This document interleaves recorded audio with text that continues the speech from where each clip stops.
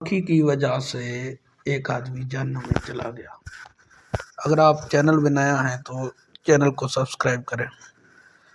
رسول صلی اللہ علیہ وسلم نے فرمایا ایک آدمی صرف مکھی کی وجہ سے جنت میں چلا گیا اور دوسرا جہنم میں۔ صحابہ رضی اللہ عنہ نے عرض کیا یا رسول اللہ صلی اللہ علیہ وسلم وہ کیسے؟ نبی کریم صلی اللہ علیہ وسلم نے فرمایا وہ آدمی ایک قبیلے کے پاس سے گزرے، اس قبیلے کا ایک بت تھا جس پر چڑھائے بغیر کوئی آدمی وہاں سے نہیں گزر سکتا تھا۔ چنانچہ ان میں سے ایک شخص سے کہا گیا اس بت پر چڑھاوا چڑھاؤ۔ اس نے کہا میرے پاس ایسی کوئی چیز نہیں۔ قبیلے کے لوگوں نے کہا تمہیں چڑھاوا ضرور چڑھانا ہوگا، ہوا مکھی ہی پکڑ کر چڑھاؤ۔ مسافر نے مکھی پکڑی اور بت کی نظر کر دی۔ لوگوں نے اسے جانے دیا، چنانچہ وہ اس چڑھاوے کی وجہ سے جہنم میں چلا گیا۔